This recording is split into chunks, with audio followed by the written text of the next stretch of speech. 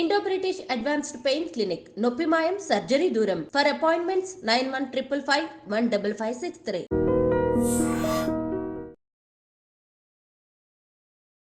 మీరు గ్రామీణ ప్రాంతం నుంచి వెళ్ళారు. మీరు మైదానం ప్రాంతం నుంచి వచ్చిన క్రాంతి రణదేవ్, భరత్ వీళ్ళు చాలా స్పీడ్గా ఉండి సమస్యల పరిష్కారానికి కొంచెం ముందుకు వెళ్ళాలి, కొంచెం వేగవంతంగా వెళ్ళాలనేది వాళ్ళ ఉద్దేశం. కానీ మీరు గ్రామీణ ప్రాంతం రావడంతో మీరు ఆచి తూచి అడుగులేయడంతో మీ ఇద్దరి మధ్యన కొంచెం విభేదాలు రావడం, రెండు వర్గాలుగా విడిపోవడం, దానివల్ల పార్టీ కొంత నష్టం జరిగినట్లుగా అనిపిస్తుంది. వాస్తవం అంటారా? అది 100% కరెక్ట్. అది ఎట్లా అంటే పార్టీ లోపలికి కూలీల నుంచి రిక్రూట్ అవుతారు, స్టూడెంట్స్ నుండి రిక్రూట్ అవుతారు, కార్మిక వర్గం నుంచి రిక్రూటు, రైతాంగం నుంచి రిక్రూట్, అన్ని వర్గాల నుంచి వస్తారు. అన్ని వర్గాల నుంచి పార్టీ లోపలికి వస్తారు. అయితే ఈ పార్టీని ఏ రకంగా ముందుకు తీసుకుపోవాలి, ఎక్కడ ఎవరు నాయకత్వం వహించాలి అనేటటువంటిది పార్టీ నిర్ణయించాలి, నాయకత్వం నిర్ణయించాలి. అయితే నాయకత్వ స్థానం లోపల ఉన్నటువంటి వాళ్లకు అటువంటి పనులు ఎవరిని ఎక్కడ పెట్టాలనేటటువంటి జ్ఞానం లేనప్పుడు పార్టీ డ్యామేజ్ అయిపోతుంది. అంటే పార్టీకి నాయకత్వం జ్ఞానం లేదంటారా అని పరోక్షంగా అన్నట్టే కదా.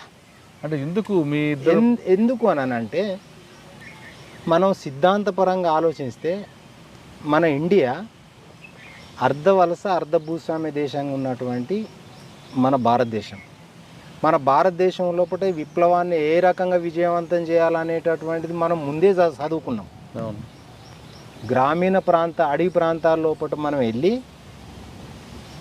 అక్కడ ఉన్నటువంటి సమస్యలన్నీ పరిష్కరిస్తూ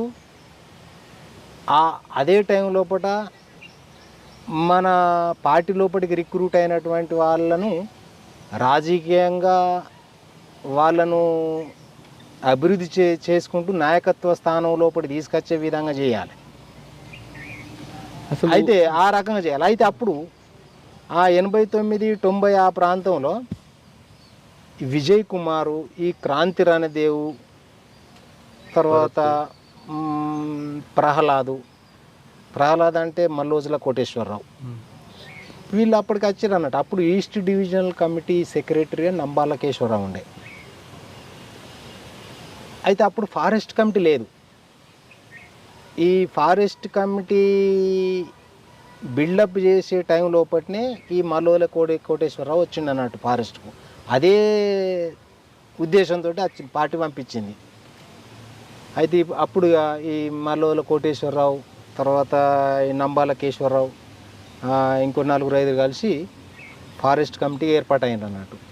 అయితే అప్పుడు ఈయన ఫారెస్ట్ కమిటీకి మన నంబాల కేశవరావు ఫారెస్ట్ కమిటీకి వెళ్ళడంతో ఇక్కడ వడకాపూర్ చంద్రమౌళి ఈస్ట్ డివిజన్ కమిటీ సెక్రటరీగా అయింది అన్నట్టు. అప్పుడు ఆయన వడకాపూర్ చంద్రమౌళి, తర్వాత రామరెడ్డి అలియాస్ రంగన్న, తర్వాత ఇంకో అతను రాజేశ్వరరావు ఉండే ఈస్ట్ గోదావరి స్థానికుడు అతను. ఆయన ఇప్పుడు విశాఖపట్నం సెటిల్ అయ్యాడు. వీళ్ళు ముగ్గురు ఈస్ట్ డివిజన్ కమిటీగా ఉండేను అన్నట్టు. వీళ్ళు ఈస్ట్ డివిజనల్ కమిటీగా ఫామ్ అయినప్పుడు ఈ విజయ్ కుమార్ అనే స్టూడెంటు,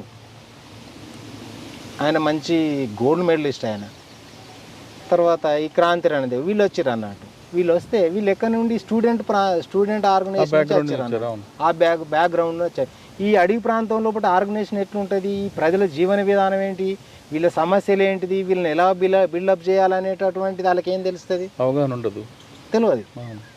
అయితే అప్పటికి మేము సంవత్సరాల తరబడి ఆ ప్రాంతం లోపల ఉండి ఆ వర్గాల మనోగతాలు, వాళ్ళ జీవన విధానం, వాళ్ళ చరిత్ర అంతా తెలిసిన వాళ్ళం మేము. ఎవరు ఈ ప్రకాష్ కానీ, రంగన్న కానీ, నంబాల కేశవరావు కానీ, వడకాపూర్ చంద్రమోహన్ వీళ్ళందరూ.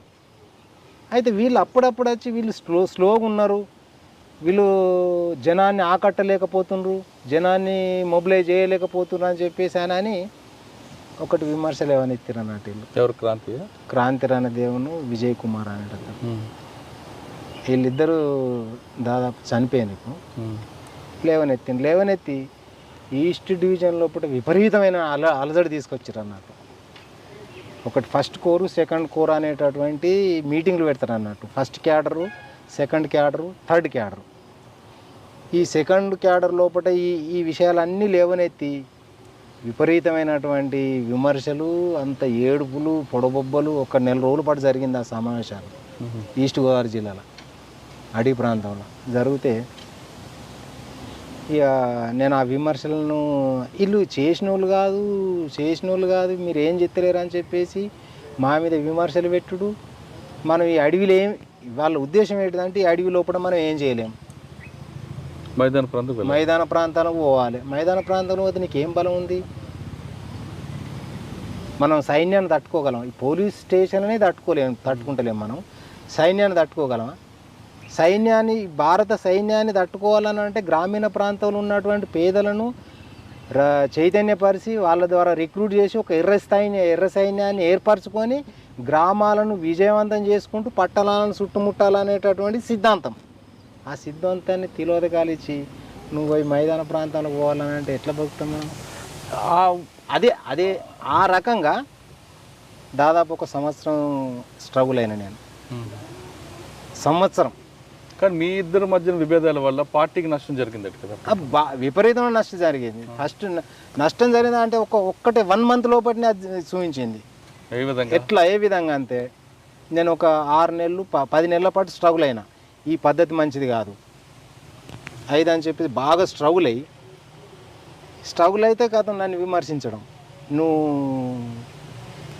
నీకు రాజకీయ నేపథ్యం లేదు, నీకు పట్టణ ప్రాంతం అంటే ఏంటి తెలియదు, స్టూడెంట్స్ అంటే ఏంటి తెలియదు, రైతాంగం అంటే ఏంటి తెలియదు, నువ్వు ఇక్కడ అడవిలో ఉంటే నువ్వేం బిల్డప్ అవుతావు, నువ్వు మైదాన ప్రాంతాలకు పోతే మనం మంచి ఆర్గనైజేషన్ చేసుకోవచ్చు, మంచి పీపుల్ ఉంటారు 5 అని చెప్పేసి అని వాళ్ళు అనడు. వాళ్ళు అంటే అది తప్పు అని చెప్పేసి మేము మా అటువంటి వాళ్ళు కొద్దిమంది 2 వర్గాలు ఉంటాయి కదా, దీనికి పరస్పర విరుద్ధమే కదా. బాగా ఒక సంవత్సరం పాటు ఇట్నే స్ట్రగుల్ అయిన తర్వాత ఇంకా కొన్ని సమస్యలు కూడా ఉన్నాయి అన్నట్టు. ఇంకా కొన్ని సమస్యలు నా దృష్టిలో ప్రజలు ఎట్లా మనం ప్రజల గురించి ప్రాణాలు అర్పించడానికైనా కానీ సిద్ధపడి మనం వచ్చినాం ఇక్కడికి.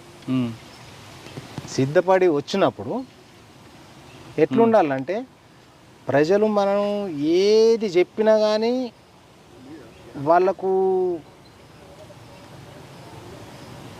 మనం మన ప్రాణాలను సైతం వాళ్ళ గురించి అర్పించడానికి వచ్చినాం కాబట్టి వాళ్ళ గురించి మనం ఏమైనా చేయాలి. మనల్ని అర్థం చేసుకున్నటువంటి జనం ఉన్నప్పుడు వాళ్ళు మనల్ని తిడితే పడాలి. అంటే సరే ఈ గ్యాప్ వల్ల పార్టీకి ఎలాంటి నష్టం జరిగింది? నేను కొన్ని వివరాలు చెప్తాను. తిడితే పడాలి. మనం ప్రజల గురించి పని చేస్తున్నప్పుడు వాళ్ళు తిట్టిన పడాలి. కొన్ని ప్రాంతాల లోపల ఫస్ట్ మేము సర్వే చేయడానికని మధ్యప్రదేశ్ ఆ ప్రాంతం లోపలికి 1 నెల 2 నెలలు ప్రోగ్రాం పెట్టుకొని పోయినాం. బోండలని ఒక తెగ ఉంటుంది అన్నట్టు, గిరిజన తెగ. వాళ్ళకి ఆడోళ్ళు బట్టలు కట్టుకోరు, పూసలు ఉంటాయి అన్నట్టు, గింతమన్నం పూసలు ఉంటాయి ఇంత. మగోళ్ళు ఏమో వెంట్రుకలు పెంచుకుంటారు, ఆడోళ్ళు గుండు చేసుకుంటారు, వాళ్ళకు మొత్తం బట్టలే ఉండే వాళ్ళకు. ఆ ప్రాంతంలో పోయి కూడా మేము సర్వే చేసినాం అన్నట్టు. మన ఇక్కడికి బిల్డప్ చేయాలనే ఉద్దేశంతో పోయినాం.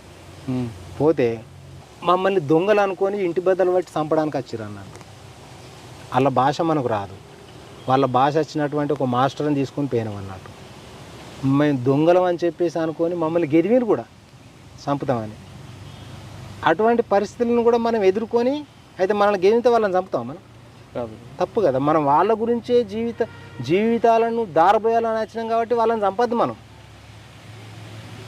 వాళ్ళు కొట్టినా తిట్టినా మనం దొంగలన్నా కానీ పడైనా కానీ వాళ్ళ రాజకీయ చైతన్యం చేయాలి. కాబట్టి మనం చంపుతానని చెప్పేసి మనం ఎదురుదాడి ఆలమే చేస్తే ఎట్లుంటుంది?